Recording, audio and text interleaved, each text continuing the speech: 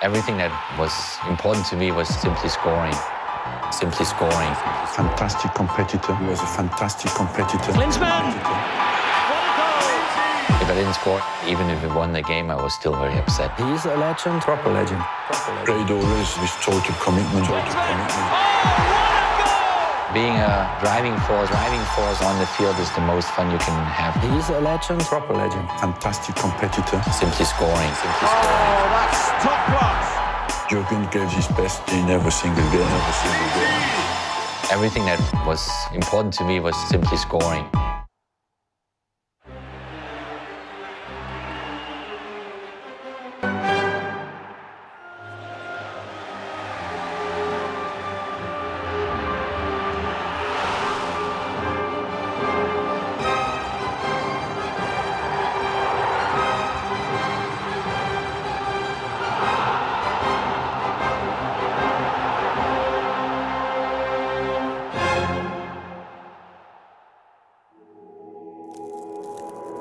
For me, it was just being a sponge. We like to learn all the time. And that's always fantastic for a coach to work with. Every chapter in my playing days was a type of a university. Every coach I had taught me something different. He was a traveler. He was an adventurer. I try to understand where my weaknesses were and how to fix them. He always became a better football player. That shows an exceptional intelligence. You are obliged to suck up everything you can, just to be that sponge.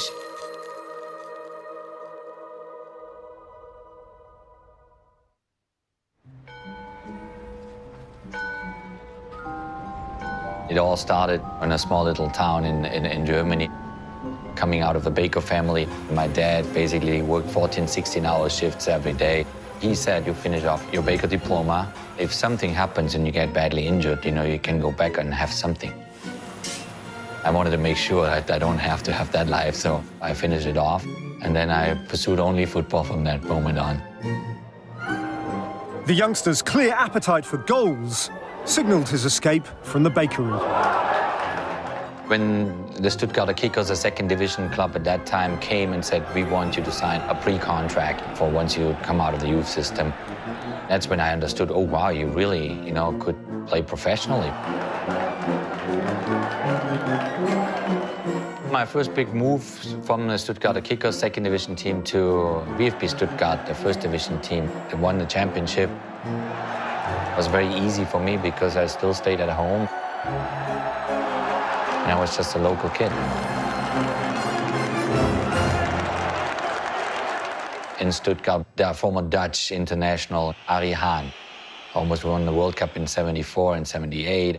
Got a huge impact on me. He really saw something in me, and he gave me great advice. We do an exercise, shooting on the goal. And you run with the ball to the goal, and you try to pass the goalkeeper. And Jürgen shot always the time from outside the 16. There was no opponent, was nothing. So, and then after 3 times, I said to him, hey, are you afraid? No, I'm not afraid. He said, yeah, in my opinion, you are afraid. Try.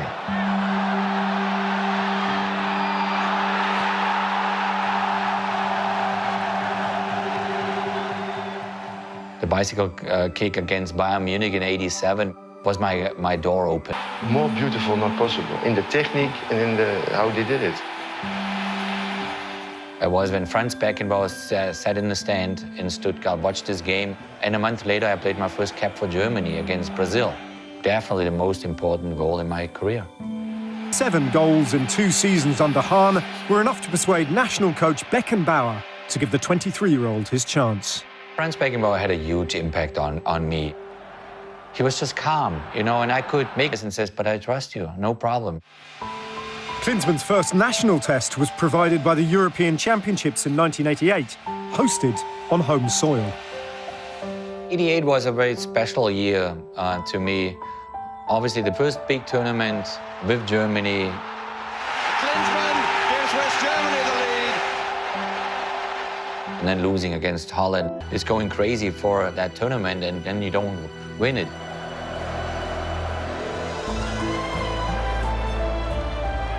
But at the same time, you know, in that year happened that I played the Olympics in Seoul, and we became third, we won the bronze medal.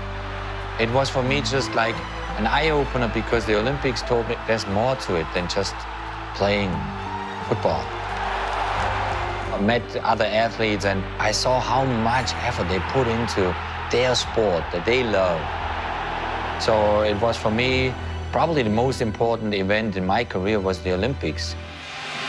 By May '89, Klinsmann had outgrown Stuttgart. Offers from abroad meant the final hurrah with his hometown club would be a UEFA Cup final against Napoli. We had a very special Stuttgart team that we can do it.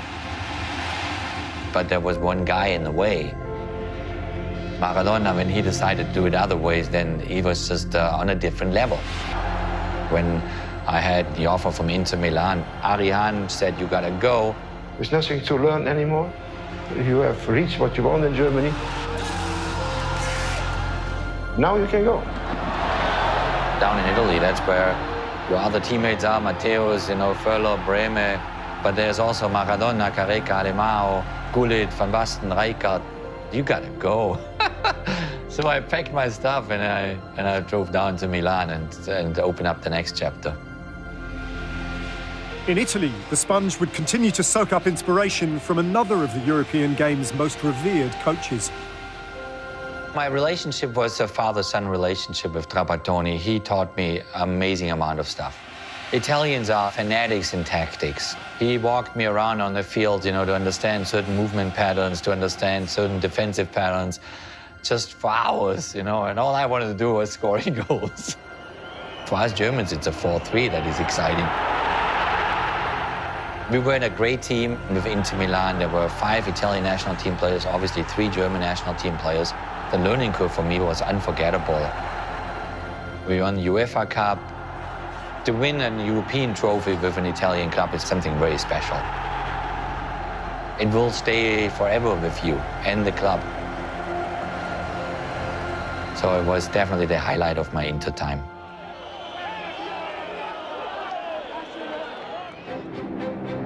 Just a year after leaving for Italy, Klinsmann's compatriots joined him in his new homeland for a defining summer, the World Cup of 1990. Once you get the chance to play a World Cup, play it with everything you have. My confidence going into Italy was extremely high because we knew we had a very, very good team. We entered the World Cup with one clear mission: we're going to win this thing.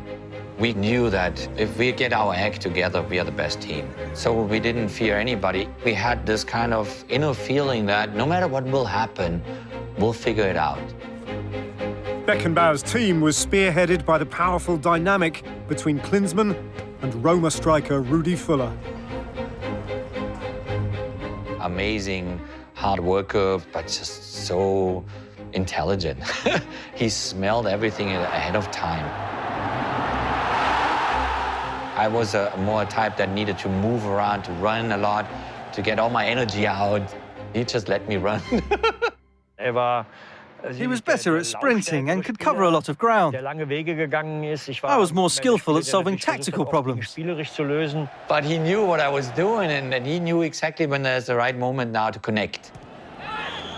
West Germany's last 16 game against another of the tournament's heavyweights, Holland, was shaped by the controversial red cards shown to Völler and Dutchman Frank Rijkaard. Rijkaard should have been sent off, not Rudi Völler.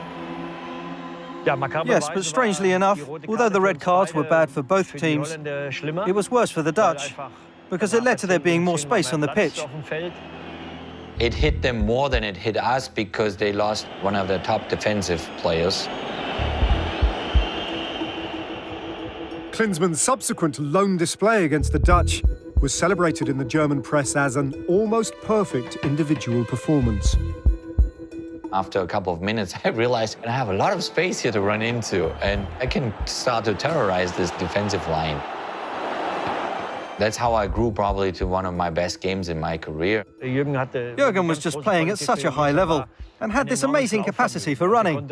He could easily outrun the defenders to get through for a strike on goal, which of course he did when he scored. Klinsmann! What a goal! It was an outstanding performance. The free-scoring West Germans cruised into the latter reaches of the tournament. The semi-final with England was back and forth. You're hitting the post. Both teams could have won it. The match against England was much tougher than the final against Argentina.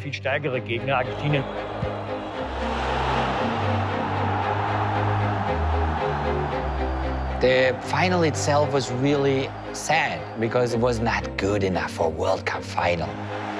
The dour encounter against Diego Maradona's Argentina in Rome was not without controversy, most notably an incident that would later haunt Klinsmann. That really was an awful foul. Reality was that the guy cut about a 15 centimeter long cut next to my shin bone. It really hurt. Now, was the reaction a bit extreme? Probably yes, because when I saw it on TV, I said, oh my God, why are you going so up? But it was because he really hit me.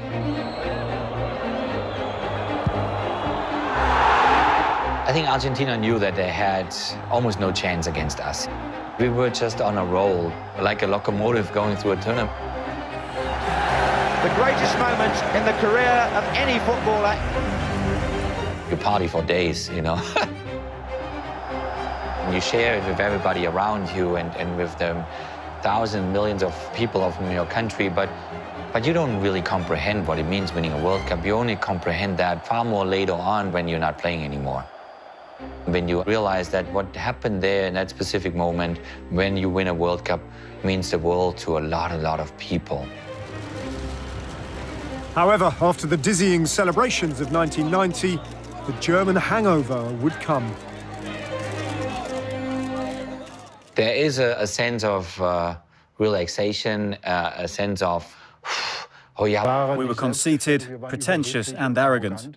And clearly, we were supposed to win the European Championships. And then you lost against Denmark.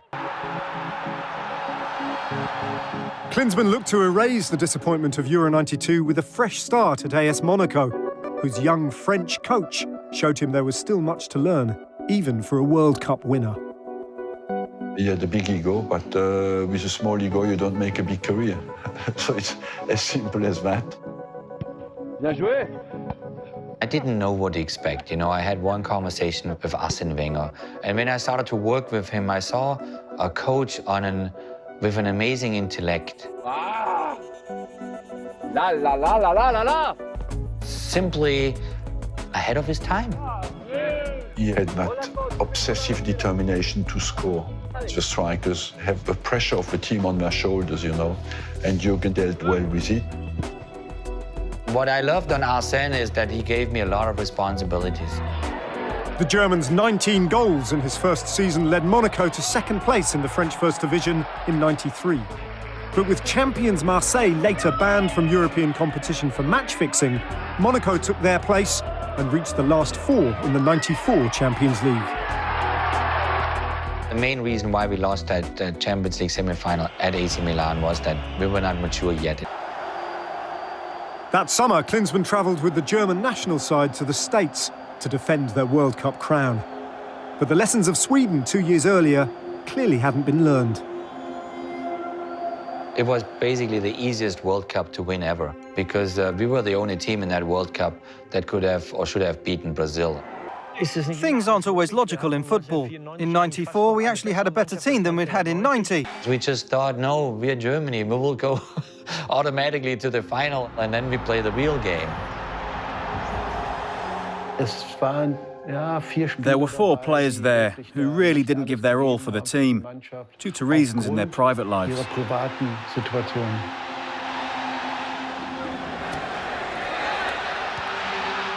We lost in that quarterfinal against Bulgaria because we were too arrogant, we were too self-confident, we were too full of ourselves. So that was, for me, it was very difficult to handle these months after the '94 World Cup.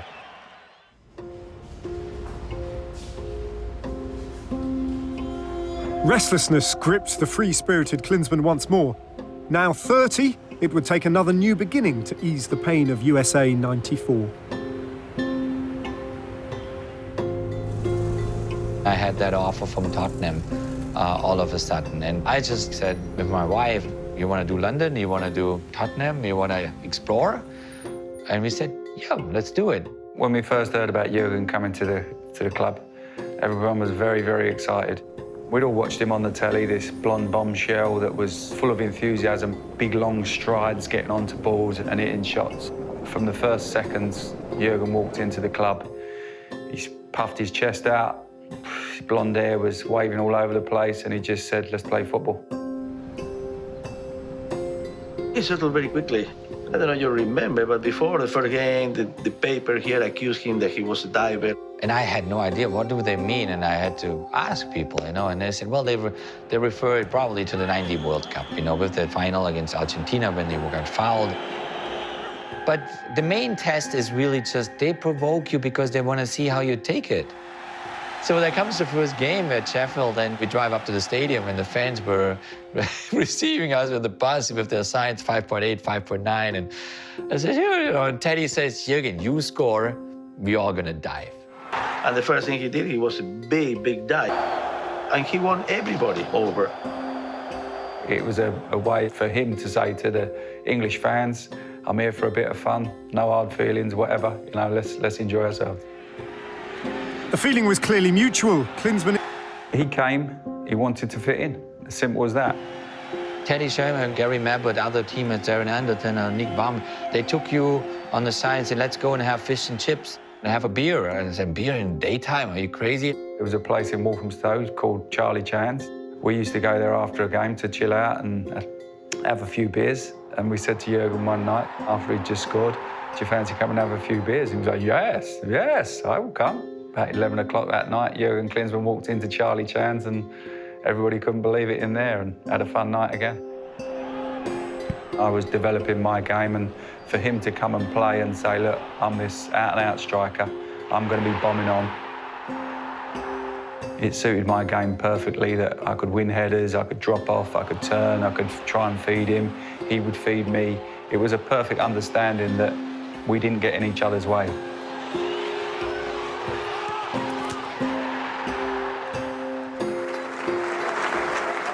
At the end of the season, he was the player of the season. They give you an idea how quickly he adapted to English football. And that's when I probably played the best club season of my life without winning anything. Klinsmann netted nearly 30 times for Spurs in the best season of his life. But the clock was ticking. I had an offer from the biggest club in Germany, Bayern Munich. Until that point, I haven't won a domestic title. Being 31 at that moment, I said, well, you got to do what you got to do. If you want to win something still, you have to move on. On a personal level, scoring 15 goals in that UEFA Cup span, which was pretty nice. But also during that time, the 1996 European Championship happened in England. Losing the World Cup in '94 was a big eye-opener. And I think the lesson for our coach, for Bertie Vogts, was, I got to clean up here. There's maybe a bad apple in there or two bad apples. And he started to fix one piece at a time towards the '96 European Championship. I came in for a lot of criticism for not selecting Lothar Matthäus, for sending Basler home, and for leaving another player at home, Stefan Effenberg. '94, we thought we were the best team in the world. And suddenly we created a spirit within the group that was brutally determined, because we knew that there were better teams in the tournament. Normally, if you could not stand the pressure, you will never try to shoot with your outside. Never. This can you only try in that situation if you have an outstanding mentality. Jürgen contributed enormously, and we prepared them well for the kind of atmosphere. England is a unique, wonderful football atmosphere, for the kind of thing the players would have to contend with. He really did an amazing job as captain. The more emotional highlight was the semi-final. Jürgen Klinsmann was not 100% fit. He didn't play in the semi-final. I had to say, come on, Jürgen, you're not playing in the semi. We need you for the final. It was difficult breaking that to him. From a German perspective, it was the big game. It goes into a penalty shootout. You're in the lucky end of it, but you know right after the game it could have gone their way. Then we have to play against Czechoslovakia. We beat them in the group, so everybody expected that we win. And suddenly you start in your head, oh, now we can lose something. I was really happy for him. Here he was, achieving something special in his second home. The respect that we received from the English fans was something you won't forget. We even adopted the football coming home song.